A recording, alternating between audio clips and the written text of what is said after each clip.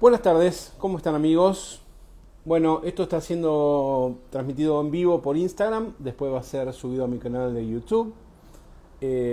¿Por qué lo hacemos por Instagram? Porque voy a hacer una entrevista al gran luthier argentino y especialista en relics, Francisco Frugoni. Ya he hecho otras entrevistas con él, pero bueno, hoy en particular vamos a hablar de otros temas. Fran es un tipo con un reconocimiento internacional, especialmente en los últimos años. Así que bueno, vamos a tenerlo ahora acá con nosotros en un rato. Y vamos a preguntarle un poco de todo, ¿no? Un poco de todo, porque hay mucha info para preguntarle. Y cuando tenés un grosso como él, es interesante. Antes de sumarlo a Fran, te voy a contar un poco qué pasa acá. Vos tenés luthier, tenés la gente que construye instrumentos de altísima calidad. Y después tenés toda una rama de la luthiería que se desarrolló a partir del principio de los 90, cuando aparece el concepto de relic. ¿De dónde aparece el concepto del relic? Bueno, el primero que pidió algo parecido fue Keith Richards. A fines de los 80, los Rolling Stones iban a hacer una gira. Y en ese momento, bueno, Keith Richards tenía algunas guitarras nuevas que le habían mandado Fender. El tema está que Keith Richards dice que las guitarras sonaban bárbaras porque lucían demasiado nuevas y que no le gustaban. Porque no le gustaba que parezcan nuevas. Entonces ahí es donde se aparece el concepto de desgastar un instrumento para que parezca viejo a pesar de que es nuevo, como cuando te compras un pantalón prelavado o con agujeros o lo que sea, ¿no? Básicamente fue esa idea que parte a partir de ahí. En los 90 apareció, digamos, toda una movida de relic, y es todo un arte que es muy, muy difícil de hacer bien, muy difícil. De hecho, algunas personas como Tom Murphy, que trabaja para Gibson, como Vince Cunetto, que trabajó para Fender en la década del 90, se especializaron en eso y llegaron a hacer instrumentos que realmente parecen viejos de verdad. Es increíble. Bueno, Fran Frugoni comenzó desde que arrancó con esto, a principios de la década del 2010, calculale 2012, 2013, cuando empieza con toda esta cuestión, Fran, y se dedicó a estudiar el proceso del relicado, a experimentar, a aprender, viajó mucho. Fran tuvo la suerte de acceder a instrumentos vintage reales para estudiar cómo estaban hechos los desgastes, y eso no solamente sirvió para todo lo que es el arte del relic, sino para el arte de la construcción. ¿Por qué? Porque estudiar cómo está un instrumento desgastado también conlleva estudiar cómo fue construido, las pinturas que se usaron, las maderas, los rebajes, los pequeños defectos de fabricación originales que le dan su característica al instrumento viejo. Y toda esa información, que es invaluable, es la información que tiene Fran Frugoni. Por eso ha llegado a ser un referente dentro de lo que es el reliqueado, o podríamos decir envejecido de instrumentos. Yo he tenido la suerte de tener varios instrumentos de Fran. Esta es una guitarra que él construyó. Es una tele yo le pedí que el desgaste no sea tan notorio, pero bueno, por ahí en video no aparece, pero la guitarra parece que tuviera unos cuantos años, tiene todas rajaduras y desgastes, y realmente la guitarra parece vieja de verdad, a pesar de que tiene una semana esta guitarra de fabricada. Bueno, toda esta cuestión ha llevado a qué? A que un tipo como Fran ha logrado ingresar en Estados Unidos. El tipo está fabricando instrumentos y los vende allá. Es como venderles heladera a los esquimales, básicamente. Fíjate que un mercado que tiene lo mejor de lo mejor, si un tipo puede ingresar y vender sus instrumentos en ese mercado, significa que lo está haciendo bien. Por eso me parece que vale la pena prestarle atención. Si vos no sos fan del relic y sos de lo que piensan que la guitarra la quiero gastar sola, bárbaro. Pero vos tenés que pensar que es parte de la estética. Es parte de lo que es la estética del instrumento. Hay gente que prefiere esa estética, hay gente que no. A vos te gusta el rojo y a la gente te gusta el verde. ¿Está peor el verde que el rojo? No, es cuestión de gustos. Con el tema de relic es exactamente lo mismo. Por eso vamos a sumarlo a Fran a esta charla. Voy a ver si lo tengo por acá. Le dije que me espere que le hacía una introducción. Bueno, Fran, escribime algo así te veo y te sumo. Poneme ahí, hola, Ariel, ¿cómo te va? Bueno, y ese es el plan. ¿Eh? El tema está que no solamente hoy en día se hacen reliqueados del instrumento en sí, sino también de los pickups. Y hay un montón de cosas interesantes. Acá está Fran, vamos a sumarlo.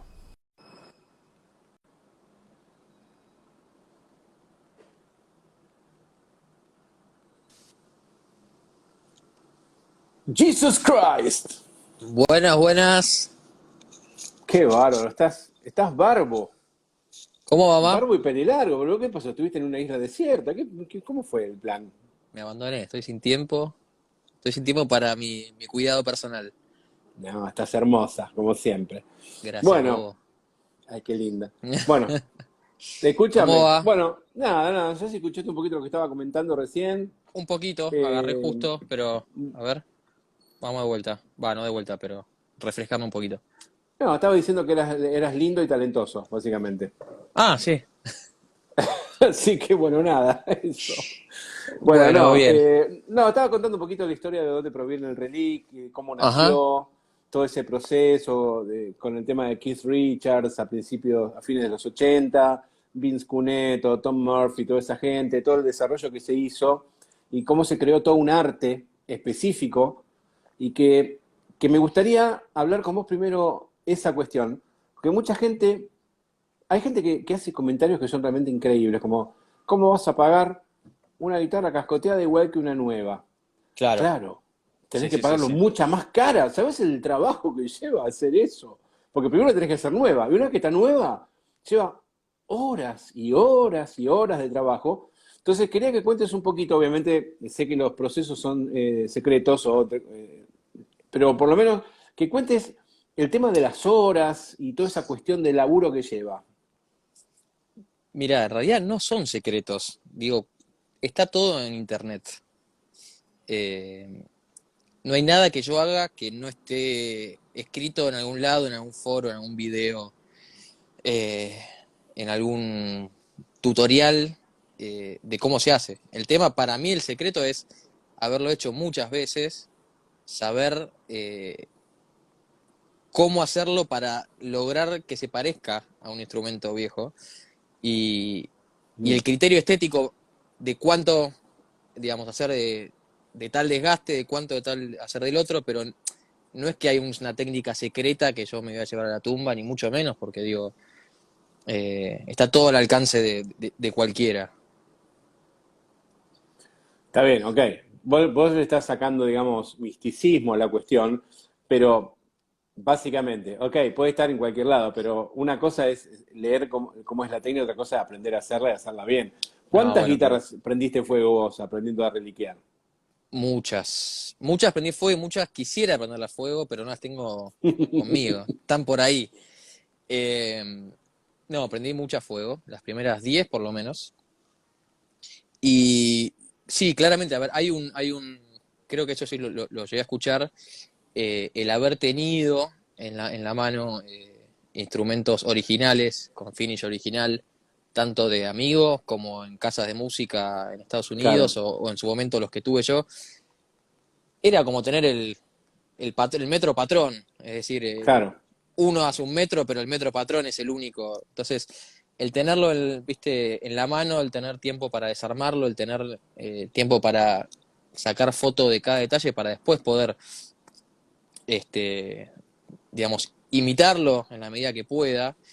eh, Eso fue, creo que me dio un empujón extra en cuanto a calidad de ese tipo de terminaciones que yo lo veo hoy.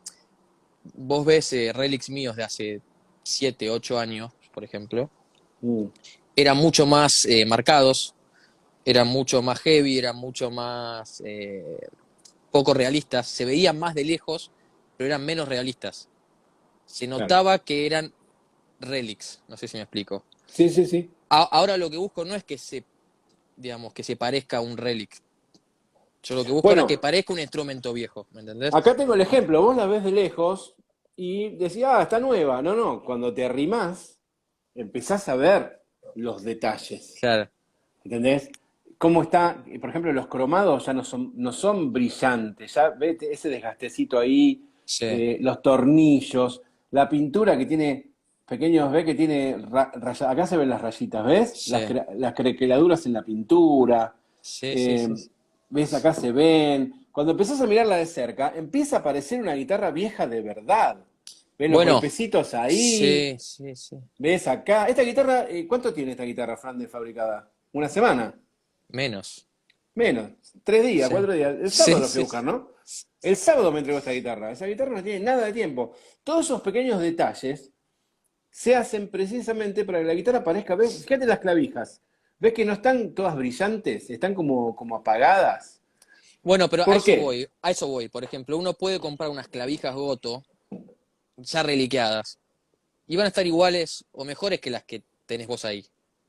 Claro, ¿Me entendés? Pero esto no es para sacarle misticismo, ni falsa modestia, ni mucho menos. A lo que voy, que es la sumatoria, las partes que sean coherentes entre claro, sí. Esto lo fui aprendiendo yo a los golpes, ¿eh? Digo, no es que lo nací sabiéndolo. Me fui dando cuenta de que había cosas que estaba haciendo mal y fui buscando y pasando horas y horas pegándome palazos hasta encontrar la manera de que lograr en algún punto el resultado que yo quería. claro, Eh, pero al final de cuentas, digamos, lo que importa es la coherencia entre sí, que vos lo veas como un todo y tenga un sentido.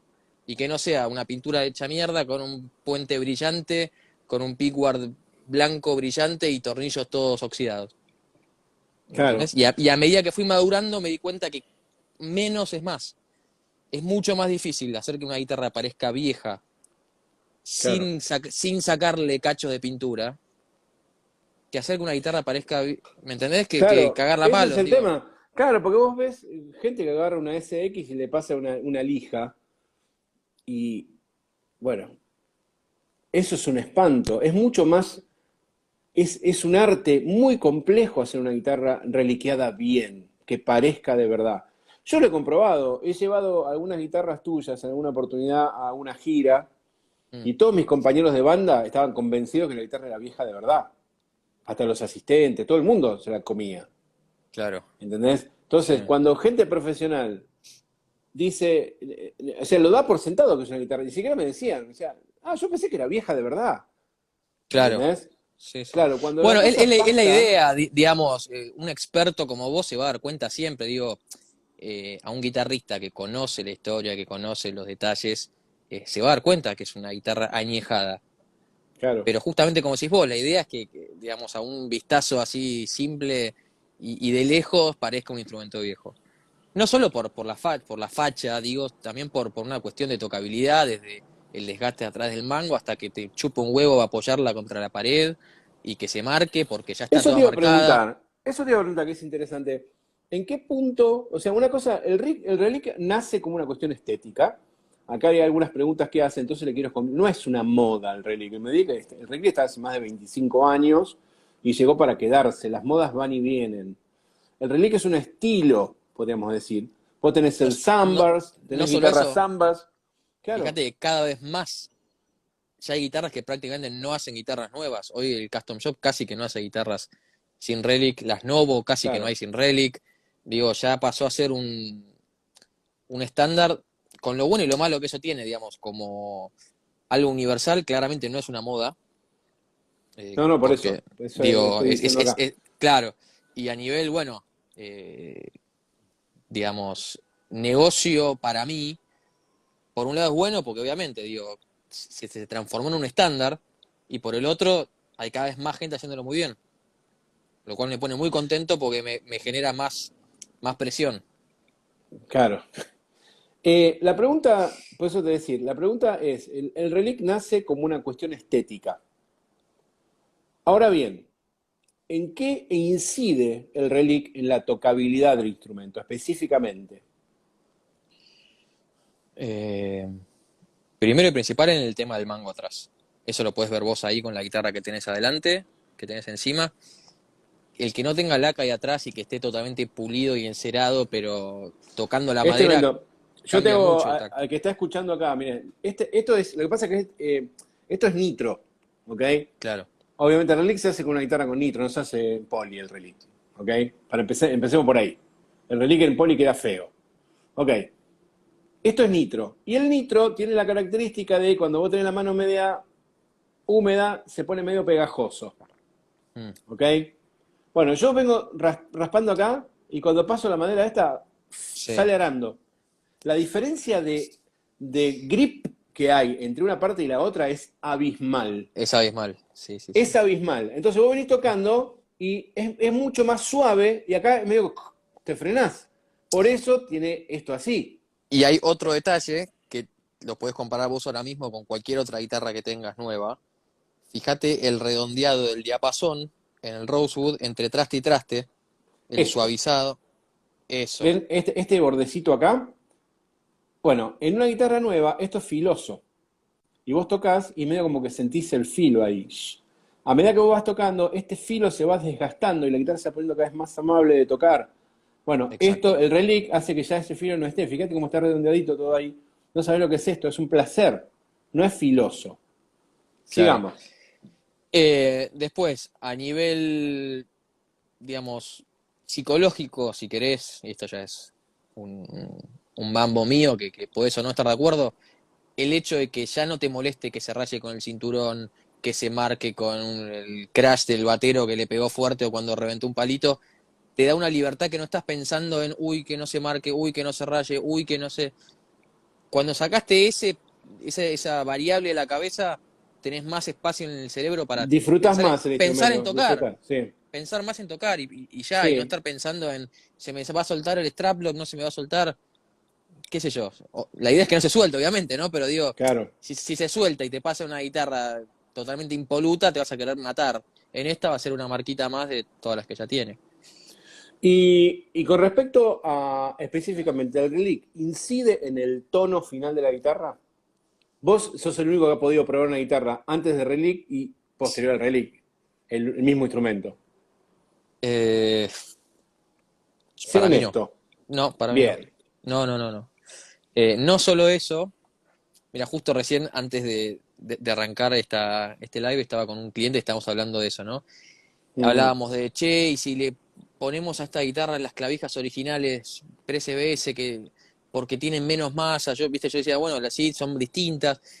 Y en el fondo estábamos hablando un montón de cosas que yo mismo, digo, era el primer culpable. Y dije, pará, boludo, estamos hablando de todo esto, porque hablar, digamos, en el momento que nos vendan los ojos, a mí me ponen las clavijas originales y las repro, no hay ninguna posibilidad de que me dé cuenta. Y tengo el oído bastante afilado, no es que soy sordo, ¿me entendés? Entonces hay Sí, tantas sí. sutilezas que al fin de cuentas es la suma de todo. ¿Me entendés? Yo te puedo decir, che, la guitarra esta suena distinta porque está reliqueada o no.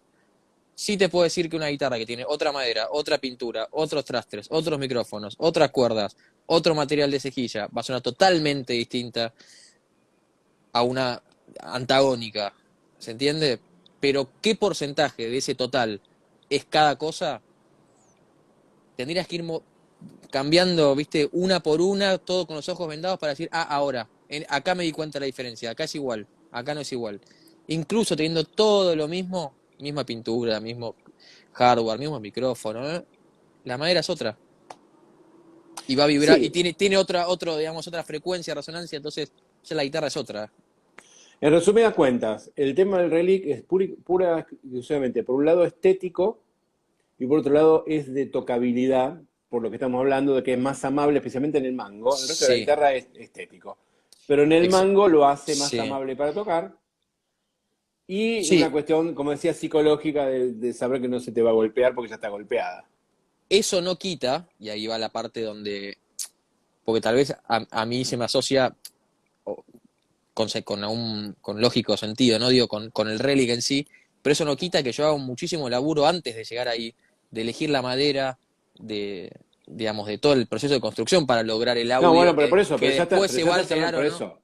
Ya estás hablando de la construcción, que ahí vamos a ir ahora después. Yo arranqué por atrás, digamos, arranqué preguntando No, no, sobre no, el por último supuesto. proceso, ¿no? Exacto, exacto. Pero digo por eso, como que es la suma de todo el proceso desde cero lo que va a dar el que vos ahora agarres la tele esa y hagas así y suene como suena. Entre ellos, el añejado y el desgaste y te va a hacer, sí, tocar distinto, claramente. Para mí sí. Bien. Vos sos uno de los primeros luthier que yo conocí, mirá que he conocido a luthier, pero no sé si no fuiste el primero que yo conocí, quiero dejarlo claro para que no salga uno diciendo yo lo hacía antes, que yo conocí, fuiste el primero que le dio bola al peso de los instrumentos a nivel construcción. Yo recuerdo que vos hacías hincapié en que la guitarra sea liviana, cuando la mayoría de los otros luthiers no le daba bola o pensaba que si era pesada estaba bien. Vos fuiste uno de los primeros que decía, no, la guitarra tiene que ser liviana. Me gustaría que nos lleves un poquito por ese camino, que nos expliques por qué llegaste a esa conclusión. Ok. Les aviso, esta guitarra no pesa nada. Es una La, pluma. la había pesado el otro día, me parece que estaba en 6,6 libras, una cosa así, es menos de, sí, menos de 3 kilos me parece que. Sí, 2 O kilos por ahí. 800, nada, no pesa nada. Sí, sí, Tremendo. sí, sí. Eh, a ver, como todo, vos viste que las modas, siempre está la moda actual, la moda que le sigue, y lo anterior pasa a ser obsoleto, viejo, asqueroso, nadie lo quiere. Y Claro, la siguiente, la tercera, odia la anterior, pero pondera la la previa. anterior, Sí, la sí, previa. ¿Me entendés? O sea, bueno. Y acá con el tema de las guitarras en general pasó lo mismo. Eh, digamos, toda la época dorada de los 60, de los 50, 60 y principios de los 70, cuando empezaron los 80, los 90, con modelos de guitarras nuevos, desde las Ibanez hasta, eh, bueno, las Parker, nadie quería las Les Pauls, nadie quería las Stratos, y ahora cuando volvieron, y todos quieren las Les Paul y las Stratos, nadie quiere las Parker, nadie quiere las Ibanez, ¿me entendés? Entonces están todos volviendo hacia atrás. En ese periodo intermedio, las Les Pauls de los 70, la famosa Custom, esa Cherry, era una guitarra que podía llegar a pesar 10 libras, 11 libras, más, yo tenía una que pesaba 13. o 13, bueno, por eso digo, y la gente dio por Perdón, hecho, perdón, perdón, te hago sí, aclaramos el tema de por qué hablamos de libras cuando somos argentinos y acá la libra no existe. y por lo mismo motivo que hablas en pulgadas de una tele, porque Exacto, porque es el las estándar, guitarras se pesan, las guitarras internacionalmente se pesan en libras, lamentablemente. Como exactamente. vos decís, ¿qué en Córdoba usa? 0,9, que son 0,9 pulgadas, Sí. ¿ok? 0,10, 0,10 pulgadas, o sea, es el estándar que se usa, pero no es porque queramos ser, digamos, anglicistas, ni mucho menos, sino porque es un estándar y, bueno, es así. Pero bueno, Sí. era aclararlo nomás, sigamos. Igual me va a seguir llegando el mensaje diario de por qué carajo pongo las guitarras en libras, que me Claro, sigue llegando todo el tiempo diciéndome de todo, pero bueno, es así. Eh, entonces, bueno, volviendo al tema. ¿Qué pasó? Cuando la gente empezó a usar esas guitarras tan pesadas, y nadie quería digamos, las guitarras de los 50, valían, podías conseguir un estrato de los 50 a $300 en los 80, en los 90. Después fue todo el boom. ¿Qué pasa? La gente dio por hecho que el instrumento pesado era el que mejor sonaba. Bien, entonces digamos, ese pensamiento quedó en algún punto instaurado en el inconsciente de la gente de más pesado igual más resonante. Bien, y después, cuando se volvió, digamos, a la época dorada, cuando se volvieron a poner en valor los instrumentos de los 50 y de los 60, eh, se dieron cuenta que los instrumentos que mejor sonaban, que más vibraban, que más sustain tenían, etcétera, en general, porque esto siempre es en general, hay excepciones de los dos lados, eran los instrumentos más livianos, de peso medio para abajo. claro. ¿Entendés? Entonces, eso tenía que ver también generalmente es con el tipo de madera y con la densidad de la madera. Porque vos decís, bueno, en una guitarra de Swan Patch es liviana. No necesariamente.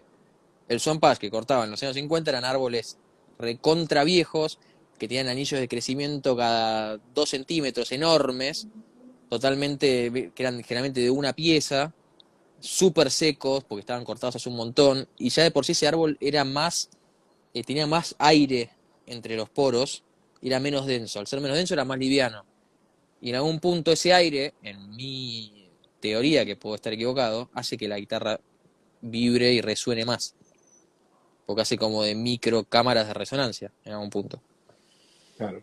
En una madera muy densa y muy pesada, como puede ser el quebracho, como puede ser qué sé yo, bueno, La un montón caoba de... Zapelli. La caoba Zapelli, por ejemplo, que no es una caoba, pero bueno, el Sí, Zapelli. Zapelli, sí. eh, ¿Qué pasa? No tiene prácticamente aire digamos, en la fibra de la madera. Entonces, la energía que necesita el sonido para vibrar y mover, para llegar a la otra punta es mucho mayor. Y lo que llega a la otra punta es menos. No sé si no me estoy explicando Sí, bastante sí, mal porque no no te soy físico, pero digo, no, te estoy escuchando atentamente. tiene un sentido, ¿no? Digo, vos agarrás una varilla de Red Cedar, por ejemplo, que es la madera de tu guitarra, del cuerpo de tu Ujú. guitarra, que es la madera que tiene las tapas armónicas de los pianos, que tienen las tapas de los violines, que tienen las tapas de las acústicas, digo, es una madera que por excelencia siempre se usó como la más resonante de todas. Mirá, Es una ahí manera tenés. increíble. No, es un xilofón. No Sí, puedes sí, sí. creer. Esta es una de las mejores guitarras que tengo. Y te lo digo porque ya te lo dije, no importa que te saca, me chupa un huevo, que parezca que te estoy dorando la píldora. Es una de las mejores guitarras que he tenido en toda mi carrera. Así se lo digo, amigos. Tremendo, ¿eh? Otras Frugoni no me han gustado tanto, y Fran, yo se lo dije a Fran. Esta en He sido particular, retado, he sido muy retado. esta en particular es increíble. Bueno, Y gracias. está hecha, es liviana, está hecha de red cedar, como vos decías, cedro rojo. Eh, Sí, que en realidad es una resuena como la reputísima madre. es una pinácea, en realidad es de la familia de las pináceas, no sé por qué se llama Red Cedar, no es un cedro como puede ser el cedro misionero o el cedro paraguayo, que también tienen sus usos, no son ni mejores ni peores, son distintos. Eh, Comparte muchas características, por ejemplo, con el Sitka spruce, que es el pino abeto, Sí. que crece en los bosques de Alemania y crece también en el Que Canadá y se usa demás. para las tapas de las grandes guitarras acústicas. Exacto, siempre es o Red Cedar o Sitka Spruce.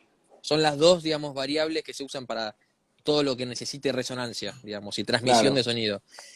Entonces, si vos agarras una varilla de 1 pulgada por 2 metros, no importa, de Red Cedar, y sí. este experimento lo hice, y una de quebracho o una de una madera súper densa, y vos le pones un diapasón, no diapasón del de la guitarra, Sí, sino sí, el cosito que hacía ¡ping! el que Y te con tira el esa. A440 exactamente, Ese, sí. y lo apoyás, genera digamos, un envión mucho mayor, no es envión, es una transmisión mucho mayor del sonido a través de la varilla que en una madera con mucha densidad. Y generalmente, Básicamente, claro. salvo Sí, excepciones sí, muy raras, más densidad digamos, por centímetro cúbico, por pulgada cúbica, como lo mías, va a dar más peso. claro. Entonces, a la única conclusión que llego es, más liviano, mejor suena. Yo lo he comprobado más de una vez, que siempre las mejores guitarras que tengo son las más livianas. Pero bueno, es mi comprobación, digamos, casera y que he arribado a lo largo del tiempo. El tema está que, bueno, por ahí no mucha gente tiene la suerte de haber pasado por muchas guitarras. Vos tuviste decenas de instrumentos, más allá de lo que vos fabricaste. Como amante de las guitarras, inclusive sos dueño de instrumentos vintage eh, grosos.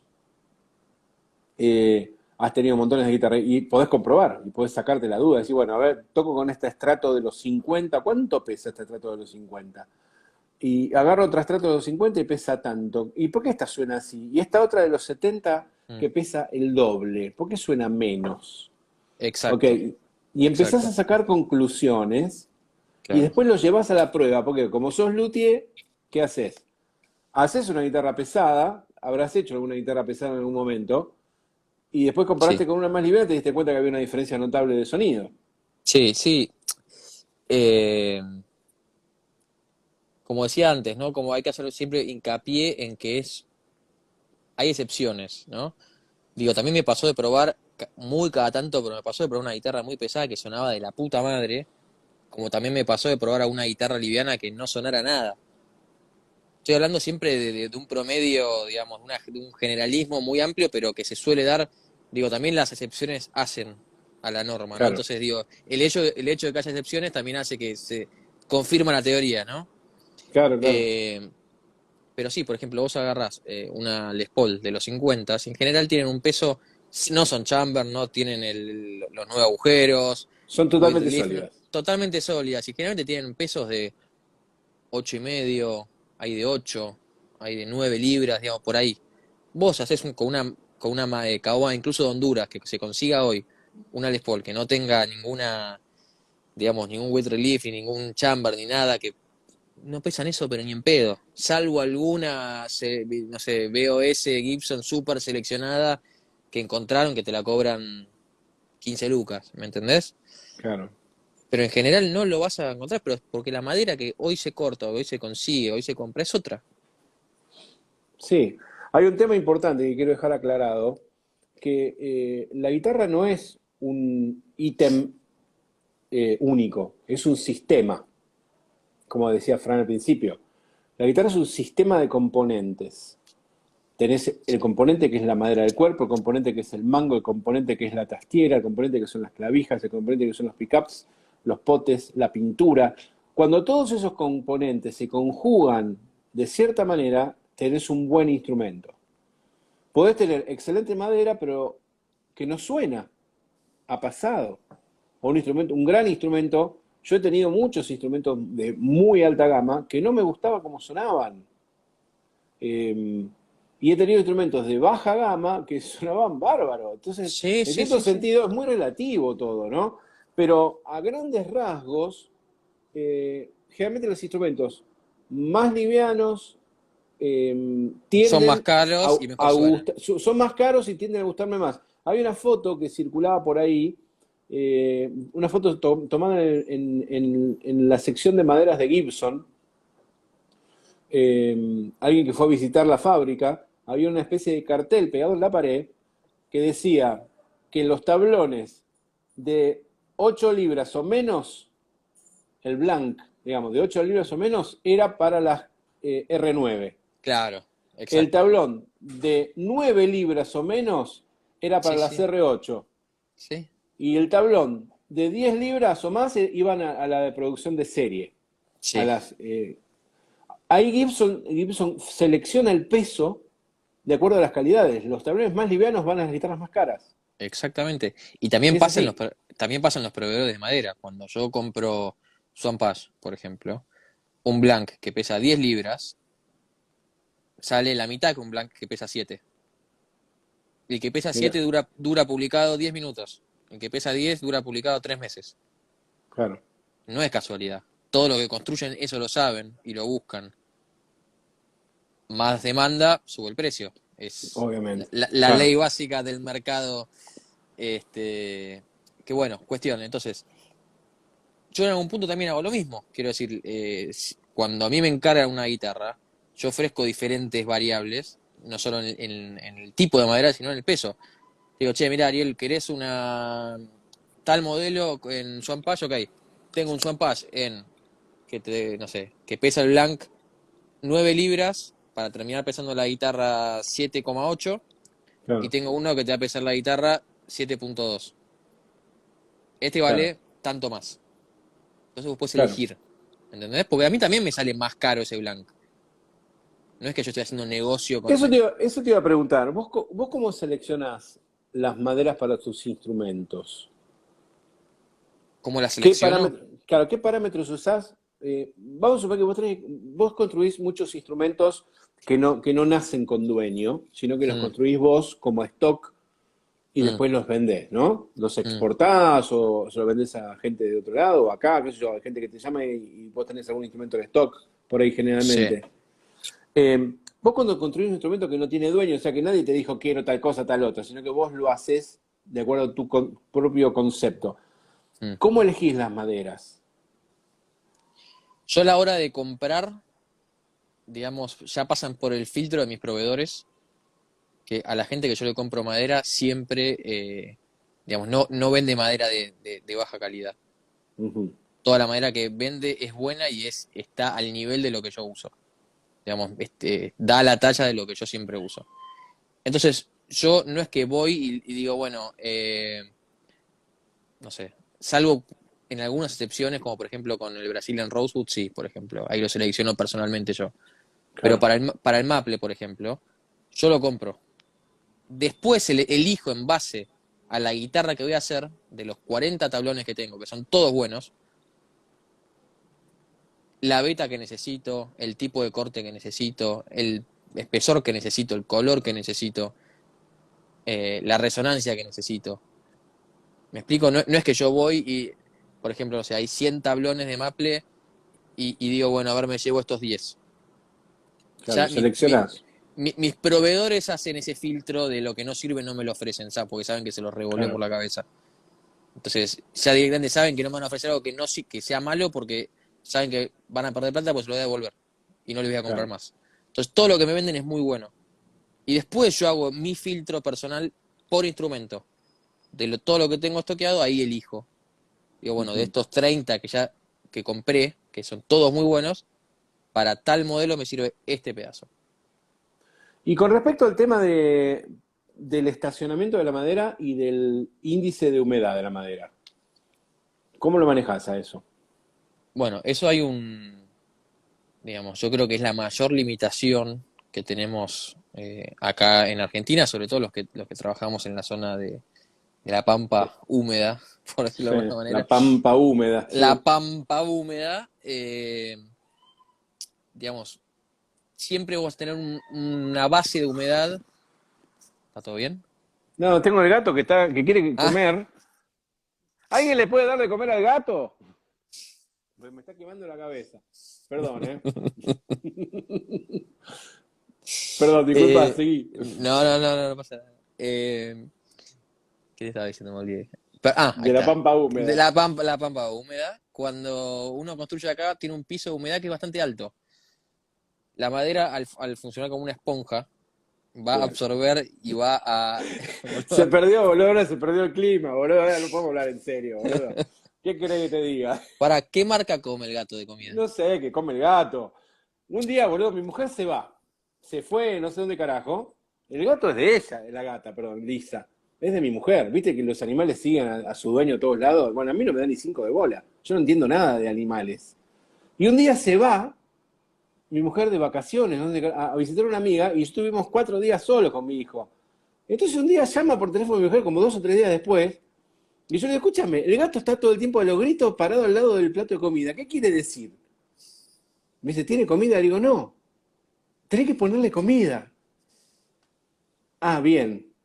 Eh, a Bueno, ese punto he básico. llegado Sí, yo. sí, sí, sí, sí, sí. Ok. El tema está que mi mujer está en el estudio, al fondo de todo, al fondo de mi casa está el estudio de mi mujer, donde da sus clases de canto.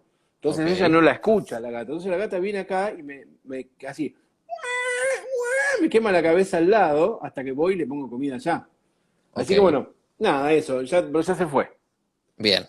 Dejemos esta situación. Bueno, estábamos hablando entonces del tema de la humedad. Yo te había preguntado de la humedad de los blancs Sí, y de toda esa cuestión. sí. El tema de la humedad, bueno. La base que tenemos de humedad eh, en Buenos Aires es muy alta. Digamos, el nivel de humedad relativa que hay en el aire es muy alto generalmente todo el año. Entonces, la madera siempre va a absorber y va a rechazar un porcentaje de la humedad que hay en el aire y se va a quedar adentro, digamos, entre sus fibras. Perdóname, eso es algo que te quiero preguntar, que siempre se quise preguntar a un montón de gente y nunca me acordaba. Ahora aprovecho y te lo pregunto. Vos tenés un blank, vamos a suponer que vos tenés una cabina de secado. Vos Ujú. sos un grosso. Tenés una cabina de secado. Acá en Argentina hay muy poca gente que tiene. No sé si alguien tiene. Bueno, tenés una cabina de secado. Hay industriales, no hay luteriles. Pero no hay un luthier con una cabina de secado Que que yo yo conozca, conozca. no. Puede haber, no, que yo conozca, no. No sé, yo no conozco. Bueno, poner que vos tenés una cabina de secado. Poner que vos ponés los blanks ahí adentro Sí, y los sacás. Yo me acuerdo cuando estuve en la fábrica PRS, que me acuerdo que Paul Smith sacaba los blanks y me decían, estos blanks están al 7% de humedad. sí, Dice, nosotros trabajamos con el 7% de humedad. sí. Me quedó acá Bueno, ponele que vos lo bajás al 7% de humedad, Ujú. ¿ok? Y después lo sacás de ahí. Sí, Pero afuera hay 70% de humedad, acá en la pampa húmeda.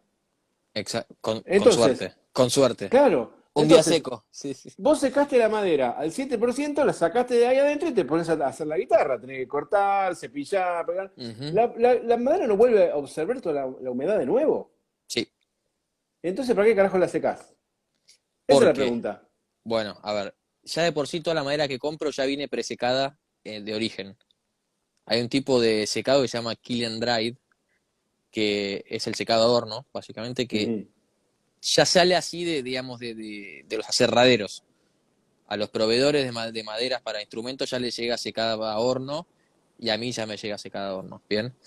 Bien. Eh, Básicamente porque no hay tiempo hoy con todo, digamos, el ritmo que necesitan y la demanda que tienen, no hay tiempo para secado natural. Que obviamente es mucho mejor, es ideal el secado natural. Bien, porque es mucho más lento, pero a su vez es, digamos, es mejor Más que el estable, es secado, más es más estable, estable claro. que, claro, que el secado apurado, artificial. A fin de cuentas, los dos hacen lo mismo, que es bajar el nivel de humedad. Cuando yo traigo una madera de, no sé, de California, donde la humedad es un 30-40%, humedad relativa en el aire. Cuando me bajo el avión, llego a mi casa, la dejo acá una semana, 2 semanas, 3 semanas, le pongo el higrómetro y pasó de 4 a tener 11. Claro. ¿Me entendés? Entonces, Sí, sí, sí. a ver, esto tarda un tiempo en volver a, no es que son 10 minutos, con lo cual generalmente lo que se suele hacer es, yo tengo, no es una cabina de secado, sino que es una especie de horno medio industrial, que es para sacar la humedad superficial. Ujú. Bien. Entonces, si yo la compré con 7% de humedad, por ejemplo, y me subió a 8, 9, 10, por estar estacionada, digamos, en mi taller, con este secado la vuelvo a bajar a 7. Inmediatamente me pongo a trabajar en el mango. Claro. Cuando lo empecé a laquear, no volvió a subir a 11 o 10. ¿Me entendés? Se mantiene, no va a estar en 7, pero va a estar en 8 o 9. Cuando vos, Entonces, claro, si vos laqueás, al laquear se sella ya la al, madera y deja de al, absorber. al laquear depende, por ejemplo, con la laca nitro es mucho más permeable, digamos, permite más expansión y contracción de la madera. Por eso también que se craquela, porque la madera Claro. se hincha y se deshincha, entonces rompe la superficie. Si fuera con epoxi, por ejemplo, que sería, o con un poliéster, una vez que lo que quedó ahí abajo, Quedó ahí. nunca más, chau. Con lo cual, por un lado sería más estable en cuanto a humedad o no humedad, eh, pero bueno, después tiene todas las contras que ya conocemos. Después, los instrumentos que están desgastados atrás, como el tuyo, y como todos los que hago, Ujú. tienen esa puerta en algún punto de entrada y salida de agua, Claro. porque la madera está expuesta, al ¿Esto es igual que en madera un... natural o tiene un Está, sellador? está encerada a altas revoluciones para que logre ese brillo como si fuera un piso pulido, pero Claro. no es laca, es cera, y Bien. pasta de pulir y mugre y un montón de otras cosas. Pero es más permeable que la nitro. Bien, Claro. entonces actúa más de esponja. Por eso siempre los mangos que tienen desgastado atrás, incluso los viejos, son, digamos, hay que estarles un poco más encima con los cambios sobre todo de humedad y de temperatura. Claro. Eso es inevitable, digo, no hay manera. La única manera que, digamos, de origen se puede modificar eso y en algún punto sellar la madera antes de construir el mango es con el proceso de torrificado. El Claro. torrificado vendría a ser una especie de fosilizado virtual que lo que hace es sellar, digamos, las moléculas de la madera y no deja entrar el agua entre la fibra, digamos, no pasa, Es lo o que, pasa mucho menos. varios años. ¿Para qué voy a agarrar una guitarra que tiene eso? Porque quiero mostrarle a la gente, porque es interesante lo que está diciendo. El torrificado o el baked o el...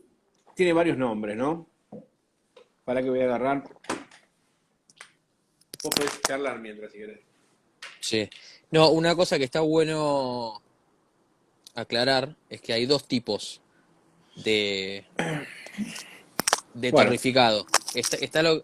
No, ahí está diciendo que está sí, bueno aclarar que hay dos tipos de torrificado o de secado fuerte, digamos. En realidad hay tres. Está el clean and dry, que es el normal, el sí, tradicional, que queda color eh, normal. Después está el torrificado estándar, que es se le da calor y se sí, los cubre con ciertos materiales, que puede ser aluminio, puede ser otro tipo de cosas, claro. para que no se prendan fuego y se secan Bueno, de una manera más lenta. Y hay otro que es el más extremo, que es el temperado, que se meten en hornos sin oxígeno Ujú. a temperaturas mucho más altas y sería como un torrificado extremo que ahí la madera no se mueve más. Claro, No necesita tensor. Podés hacer un mango sin tensor que nunca se te va a claro. mover. Sí, roasted maple, baked maple, todos esos nombres es lo mismo. Esto es maple natural, ¿no? Ujú, sí, Esto es, o sea, más allá de las vetas, esto es un maple flameado, este es liso. Dejemos la sí, beta de lado. El color, ¿ven el color de esto? Esto no tiene pintura, es el maple natural, que es así. Esto es una guitarra de Bustos. sí. Bueno, esta madera está torrificada, o Exacto, baked, o no sé cómo carajo se lleva, y se pone así, exacto. se pone marrón. Este es el color normal. Eso es porque Y así se se quema pone. el azúcar, se quema el azúcar del maple. Viste que el maple tiene, digamos, está el jarabe, Claro, el maple syrup, es qué como una miel, rico. es como una Ahora me miel te que van a comer sale, unos panqueques, boludo, con eso. es como una miel que Tremendo. sale de la madera del maple. Bueno, Sí, cuando uno lo calienta y lo quema, lo hornea, esas partículas de azúcar se queman como si estuvieras haciendo caramelo, ¿viste? Que se pone color caramelo, es exactamente lo mismo. De hecho, cuando claro. vos sacás un maple del horno que lo estás torrificando, sale un olor a galletita toddy Tremendo. ¿Vos haces ese proceso de torrificado vos? sí, sí, sí. Qué groso, No eso lo es hago groso. no lo hago mucho, porque la verdad es un chino, pero para casos puntuales lo hago. ¿Y se puede torrificar una madera de cuerpo? Porque se ve más que nada en el maple, en mango, pero ¿se puede torrificar otra madera? Toda la madera se puede torrificar. El problema, a ver, siempre tiene que entrar al horno con más espesor y más tamaño que el que va a tener finalmente. Porque si vos cortás un cuerpo de madera, un cuerpo de guitarra, por ejemplo, lo pones en el horno, se va a doblar, se va a resquebrajar. Entonces, Ujú. siempre tenés que tener mucho margen en espesor, en ancho y en largo, para que todas las rajaduras que van a aparecer causadas por el calor y todo el doblado, después lo puedas sacar cepillando y cortando. Me explico, Ujú. siempre se pone un pedazo mucho más grande Claro. que el blank final. O sea que una madera torrificada tiene mucho desperdicio, podríamos decir entonces. Muchísimo, sí, Claro. O sea, no sí. es. No, además, Y además se pone prensada, digamos, no es que pones el cacho de madera y ya. Tenés que prensarlo con dos barras de metal para que se caliente derecha y se enfríe derecha, derecha. claro. Porque si vos no le pones esa barra de metal, se doble, queda así. Así, Claro, y sí, perdón. claro. Eh, entonces sí, tiene un proceso bastante complejo. Pasando al tema de la pintura específicamente. Vos sos uno de los primeros que yo conocí que se puso a investigar el nitro, el origen, los componentes, los diversos tipos, porque hay varios tipos de nitrocelulosa que se usa para pintar, que encontraste cierta fórmula y es la que usás vos. Bueno, un montón de detalles. Sí. Me gustaría saber que nos cuentes un poquito por qué considerás que es mejor el nitro y qué es lo que, digamos, que te aporta la guitarra a nivel específico, dejando de lado lo estético, que ya hablamos del tema Mm, del relic y toda esa cuestión, si mm. hay algún aporte sonoro sobre la guitarra. Sonoros, yo creo que sí, también porque la nitro suele que, digamos, resultar una capa muy fina de pintura. Vos por más que le des 10 12 manos de nitro, a los 2 meses es más fina que 2 manos de poliéster, porque la misma pintura se va haciendo cada vez más fina y va perdiendo, Se va evaporando, claro, claro, se evapora con el va solvente. perdiendo sólido, claro, va perdiendo espesor y los sólidos son muy pocos. Por eso está prohibida, porque el ratio sólido solvente es muy alto. ¿Me entendés? El poli no lleva lleva una gotita de diluyente, que es lo que se Claro, pierde en el aire. La nitro se pierde el 90% de lo que está en el frasco, va a quedar en la atmósfera. claro. En los niveles, en cantidades que yo trabajo, no afectan nada, pero por eso se prohibió a niveles A nivel automotrices, por industrial, ejemplo. claro. Claro, Por eso las guitarras antiguas adoptan esa onda que todos amamos, porque se pintaba con nitro porque era la pintura que había, no existía otra pintura en esa época. Los autos se exactamente. pintaban con nitro. La película, para que los que no están, la película, qué sé yo, Back to the Future, cuando el padre le dice a Biff que le pase, que le lustre el auto, era porque en esa época los autos se pintaban con nitro, y si vos no los lustrabas, se ponían todos opacos, no como ahora que los otros dejan el sol y siguen brillando. Era la pintura que había, pintura de auto, y esa es la que usaba Fender. Sí, y no existía el aditivo protector UV que hace Claro, que el auto negro después de 3 semanas al sol siga estando negro y no gris. ¿Me entendés? Todo ese, tremendo ese, eso. ese fading que existía antes, que pasaba del Fiesta Red al Coral Pink. Todas las Les Paul Sunburst de la década del 50 eran exactamente del mismo color Sunburst. Claro, Lo y que pasa es que fíjate, se hay fueron degradando. memes, Y ahora hay 300, Cherry Sunburst, Black Tea, sí, Lemon sí, Drop, o sea, Hannibal, sí, sí, y es todo lo mismo, es como se fueron degradando de diversa manera la misma pintura, básicamente. exactamente. Entonces, eh, la nitro en sí, a ver, como te digo, a nivel técnico es pésimo, a nivel de Claro. eficiencia es pésimo. ¿Por qué? Porque lo que vos pintas en 2 manos con poliuretano o con poliéster, Ujú. pintas en 15 o 12 o 9 de nitro. Lleva mucho Lo más que, trabajo. mucho más trabajo, lo que vos dejás colgado para secar 2 días. ¿Te acordás cuando me decías, che, por ejemplo, cuando estaba haciendo esta guitarra, che, cómo viene? Digo, mira, estoy pintando el color. ¿Y la siguiente noticia fue un mes después? Claro, ¿Me entendés? Si yo lo hubiera pintado en poli, a los 2 días te decía, ya está. claro. ¿Me entendés? Tienes que dejarla un mes que se seque, porque si yo la pulo al día siguiente, la meto en Es, el estuche, la meto en el estuche es y la una levantás goma. es una goma y se quedan marcados todos los pelitos del estuche, es un desastre. Un desastre. Bueno, te cuento, por ahí yo no sé si sabés la anécdota, pero en 1980, todo música era. En esa época se llamaba Llama Music. Sí. Llama Music era importador de Fender en Argentina e importó un montón de guitarras y bajos en el 80. Bueno, todos esos instrumentos los sacaban de los estuches y estaban todos Todos marcados. marcados del lado de atrás porque los habían Sí, sí, metido sí. frescos en el estuche. Sí, sí, sí, Esos sí. instrumentos tenían una capa de nitro afuera en esa época todavía. Sí, Y estaban todos marcados, los tuvieron que mandar a todos a repintar. exacto. Tremendo.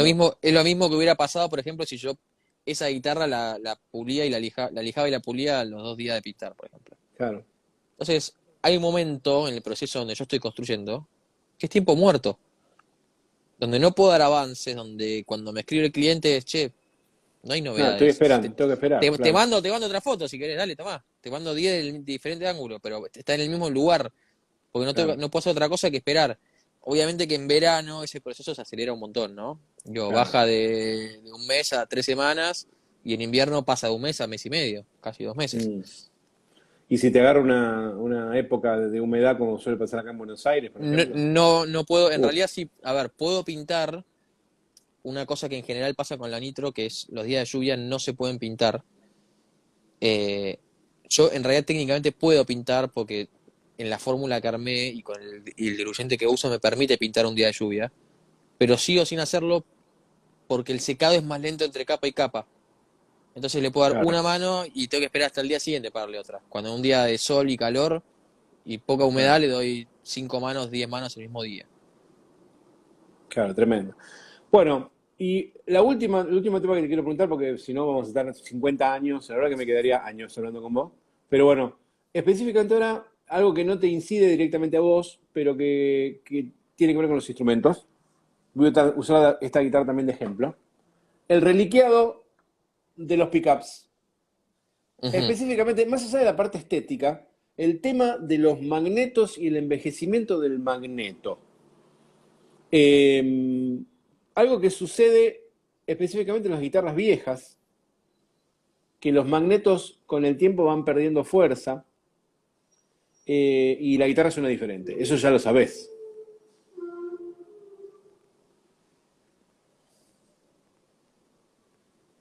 Te escucho. Acá el que sabe sos vos. No, no, no.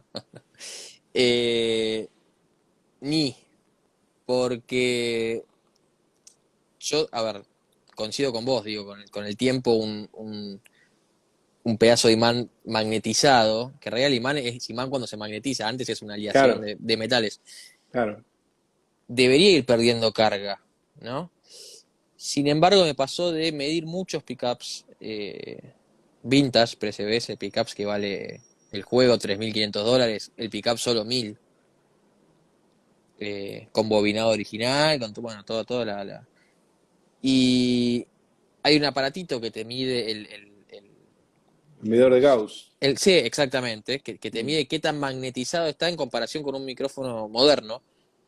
eh, y en el 95% de los casos me dio exactamente igual. Contrario a todo lo que yo creía, o sea, todo lo que me acabaste de decir es lo que yo pensaba hasta hace unos pocos meses. Hay unos cuantos fanáticos de las guitarras vintage que están convencidos de lo que te estoy diciendo, ¿eh? Pero yo estaba convencido también. Por eso, Pero por eso eso que me digo, estás diciendo es genial, es pero buenísimo que me lo digas. yo en realidad a lo único que le creo es a los hechos. Ujú. Eh, y a la hora de medir me dio eso. A ver, que hay otros factores que hacen que el micrófono suene distinto, que suene mejor, seguro. Porque el micrófono efectivamente suena mejor. Y eso sí, creo ¿Eso que lo no hay. comprobaste? ¿Lo comprobaste? Sí, sí, sí, sí, sí, sí, sí. Por eso también valen lo que valen, no solo por una cuestión de coleccionabilidad. Tienen un agudo que es está muy presente y es canta como una campana, pero no te molesta, no tiene esa frecuencia ahí cerca de los 8K, 9K que Claro, no te es hiriente, claro. perfora, exacto. Está en toda la guitarra, ¿no? Pero vos le sacás un pickup a una viola vintage y se lo pones una moderna y notás un cambio en cuanto a ese timbre. Ujú. Pero también a la hora digamos, de medir el tema de los Gauss en los micrófonos, en sí, en los vintage, tenían la misma carga que un micrófono magnetizado al palo. No había perdido magnetismo. Muchos no, algunos sí, pero la gran mayoría no. Claro. Entonces ahí es donde yo empecé a pensar, bueno, ¿a qué le puedo adjudicar esto? ¿A qué le puedes adjudicar esa diferencia de timbre? Bueno, y ahí empiezan todas las demás variables. Claro. La aleatoriedad del bobinado, uno. No existía el patrón, vos compras un Seymour Duncan y lo hace una máquina que hace esto durante 5 minutos hasta que lo termina de bobinar. Estos micrófonos estaba Abigail Ibarra haciendo, se ponía a charlar, miraba para un costado, se tomaba un café y se le quedaba la mano un ratito ahí, un ratito. Había una aleatoriedad. Si eso cambia o no, para mí sí. No lo puedo comprobar, pero para mí sí. Es, La, bueno, la, otra cosa, la calidad del imán. El alnico, digamos, la calidad del imán de alnico no es la misma hoy que la que estaba en la época de los años 40 y 50. ¿Me explico? el alnico es una aleación de Es una aluminio, aleación. níquel y cobalto. O sea, Exacto, pero el cobalto, como es un metal que se usa mucho en armas, sobre todo se mm, usó en la Segunda Guerra Mundial, se usó mucho para cuestiones militares, sí, lo que llegaba para cosas no militares era de peor calidad. claro, Era total. peor, porque lo bueno iba para lo importante, que era matar, Bueno, matar gente. me ¿Entendés? acaba de Entonces, aparecer el cartelito, perdón, el cartelito de que resta un minuto antes que se corte. bueno, Estos muchachos de Instagram. Pero bueno, esto no puede quedar acá, Fran, porque sabes la cantidad de cosas más que te tengo para preguntar, no te puedo explicar. Esto recién empieza. Así que vamos a tomarlo como capítulo uno. dale. A la gente que está viendo esto, que estuvo una hora viendo esto junto con nosotros, Y sabés que creo que sí. yo cometí un grave error, que me conecté con mi Instagram personal y no con el de Frugoni Guitars. Así que la próxima voy a corregirlo y voy a Bueno, conectarme pero desde. esto va a estar ahora en mi Instagram y también lo voy a subir a YouTube, así que lo pueden ver en cualquiera de los Perfecto, lugares. perfecto. Y bueno, la semana que viene vamos a hacer la parte 2 de esto. Cuando Entonces, quieras. les voy a hacer una sugerencia. Mándenle al Instagram de Frugoni Guitars, mándenle a Fran preguntas sobre qué le gustaría que diga o sobre qué le gustaría charlar en la próxima entrevista. Y por ahí Fran inclusive puede traer algún ejemplo, puede mostrarles un cacho de madera, un pedazo de algo en fabricación como para mostrar algo. ¿Qué te parece, Fran? Dale, Estaría bueno, recontra. ¿no? Sí, Bueno, genial entonces. Bueno, se está cortando. Amigos, ha bueno. sido un verdadero placer. Fran, Jesus, gracias. Nos vemos.